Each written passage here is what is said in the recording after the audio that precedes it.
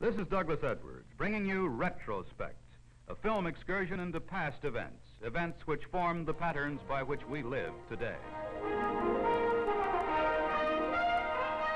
Retrospect is brought to you by the Office of Civil and Defense Mobilization in cooperation with your local Civil Defense Office and your local station.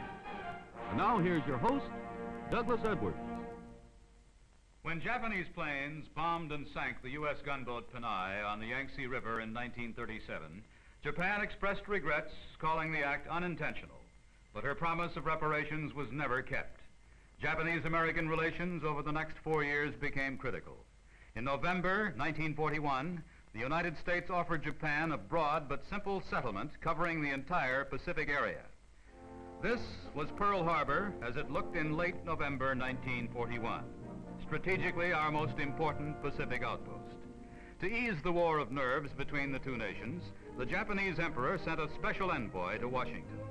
But even as Mr. Kurusu spoke his reassuring words to the press and public, Japanese warplanes were winging their way toward the Pearl of the Pacific. Kurusu and Nomura, the Japanese ambassador, after holding talks with Secretary of State Cordell Hull, were taken to the White House to meet with President Roosevelt. They spoke confidently of a relaxation of tension in the Far East. Not until 1 hour after the Japanese pilots had sighted in on their targets did Tokyo finally deliver a war message to Washington. By then, of course, disaster had already struck.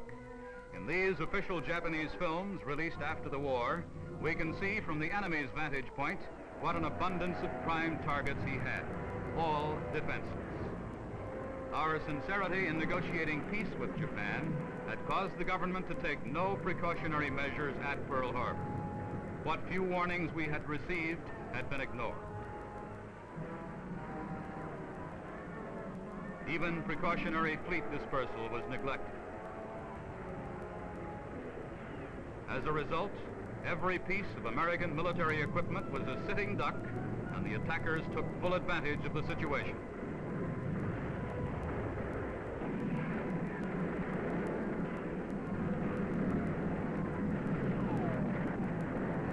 Dive bombers that had run out of bombs returned to rake the decks of all vessels with machine gun fire.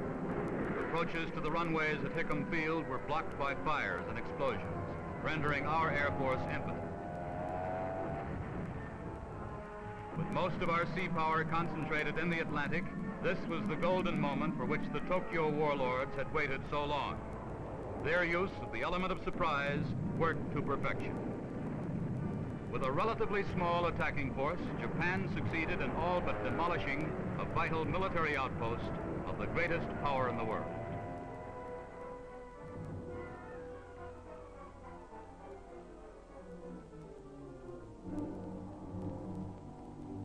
On December 8th, we added up the damage. Altogether, the Japanese sank 6 battleships, sank or crippled almost every other vessel in the harbor, destroyed 164 planes, which had never even had a chance to rev up their motors, much less get off the ground, and killed 3,300 men. The salvaging operation was accomplished with amazing speed. 3 of the battleships were seaworthy again in less than 2 weeks, and the damaged light cruisers left port by January of 1942. But from whatever aspect it's viewed, the attack on Pearl Harbor remains one of the most regrettable chapters in American military history. Before a joint session of Congress, Franklin D. Roosevelt asked that Congress declare a state of war between the United States and the Empire of Japan. Roosevelt summed it up best when he called December 7th, 1941, a date which will live in infamy. While we were counting the casualties, 70 Japanese warships were sailing across the Pacific to follow up the aerial attack and occupy Hawaii.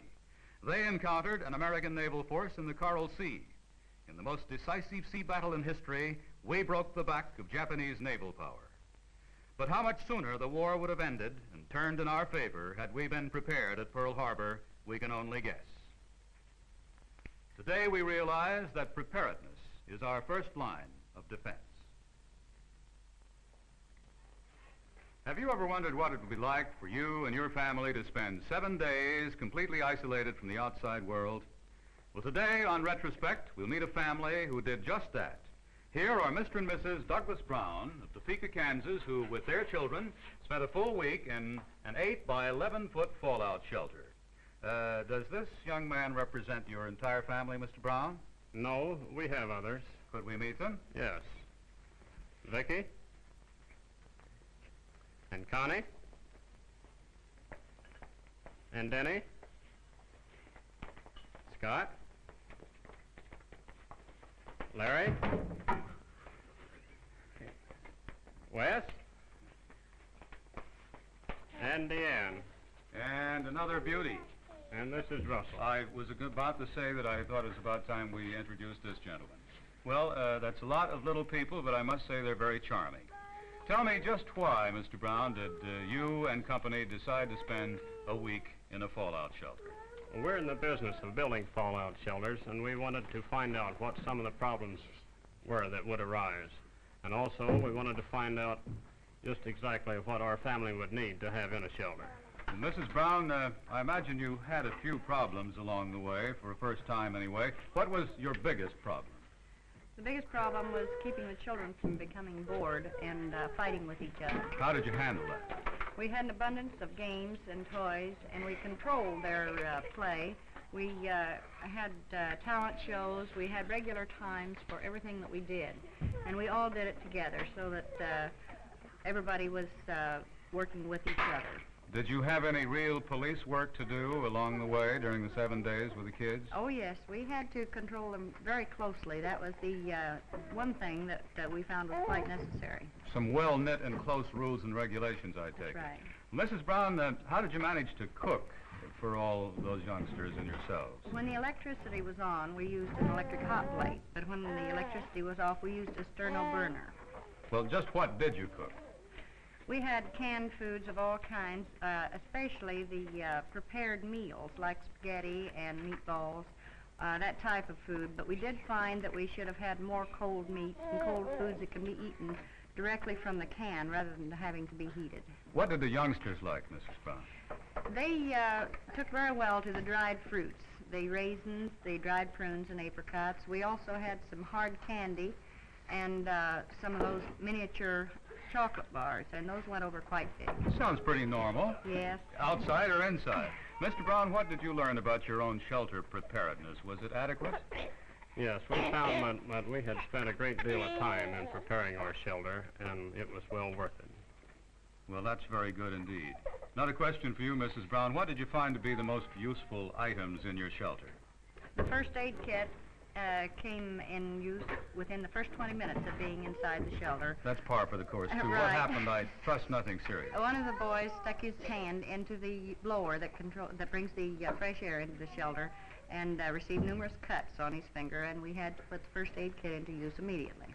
Well, a question for both of you, Mr. and Mrs. Brown. At any time, did you think of giving up? Yes, we did. About halfway through our stay, why, we become very depressed.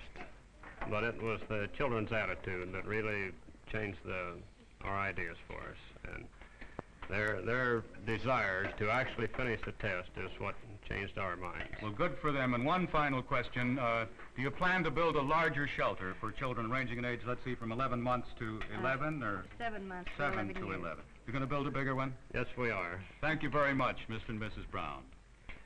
On Retrospect today, it is possible that someday all of us may face the same problems in shelter living. Only it will not be an experiment. It could be a matter of survival. We can all take our cue from the Browns and prepare now, so no matter what happens, our families will be protected. A well-known movie mogul once claimed there was nothing wrong with the box office that good pictures wouldn't cure. He was addressing a group of his fellow movie moguls. It went without saying that good pictures were those that could boast of a great box office attraction. In other words, one or more of the celluloid kings or queens whose very presence in a movie ensures it of financial success. Since the movies became a commercial proposition, the noiseless foot of time has snuffed out all manner of cycles, eras, and innovations, but the box office idols go on. Serials or cliffhangers made a movie queen of Pearl White. Death moved in on her every Saturday, and she always escaped miraculously the following week. But audiences ate it up. Charlie Chaplin, surely the king of the clowns. His box office popularity was phenomenal, and no man before or since has had more imitators. William S. Hart, he brought the Western into popularity, and for over a decade was the king of cowboy stars. Hart's roles were always the same. He portrayed the good bad man, the two-fisted, gun-slinging critter who always remained true to the moral code of the old frontier.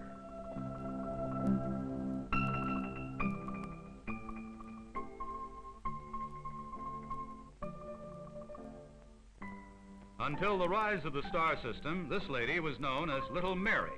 But by 1917, Mary Pickford was earning just under $1 million a year and had become America's sweetheart. Of all the screen's romantic idols, none has ever equaled the astonishing popularity of the great Latin lover, Rudolph Valentino. Shown here with Vilma Banky in The Sheik, Valentino caused palpitations of the female heart in some of the most tempestuous love scenes ever filmed.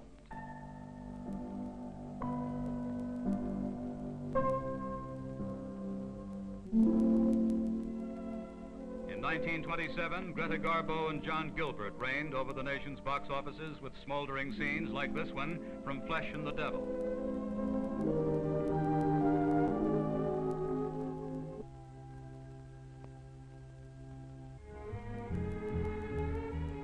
In the 30s, the movies were talking and many of the old monarchs were gone. Carole Lombard was typical of the new movie queen, and she married the man who eventually came to be known as the King, Clark Gable. One of the 30s most popular stars was not yet old enough to be a queen, but Shirley Temple was surely the princess of the box office. On the dashing side, Tyrone Power came along in the late 30s to thrill the ladies with a series of swashbuckling roles that would continue his popularity through the 40s. One of the most beloved movie queens of the 40s was Judy Garland. With her, Rock Hudson, the #1 box office star of the 50s. Today, the heartthrob of America's angry young girls, Elvis Presley. Mr. Cy Burns has become the most volcanic personality on the current scene. The early kings and queens, the Valentinos and the Pearl Whites, might be a trifle puzzled by a latter-day idol who could transform a you ain't nothing but a hound dog into $1 million. Today, we met a family who voluntarily conducted their own survival test, living in an actual home shelter. The Office of Civil and Defense Mobilization recommends that every family be prepared to survive on their own resources for at least 2 weeks following nuclear attack.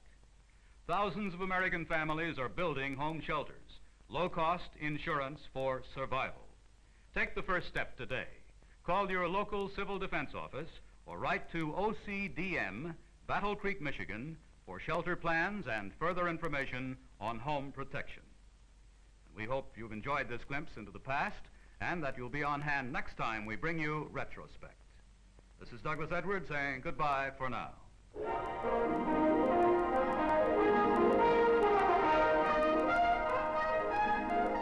Retrospect, starring Douglas Edwards, was brought to you by the Office of Civil and Defense Mobilization in cooperation with your local Civil Defense Office and your local station. Survival in the nuclear age is a personal responsibility, touching every American family.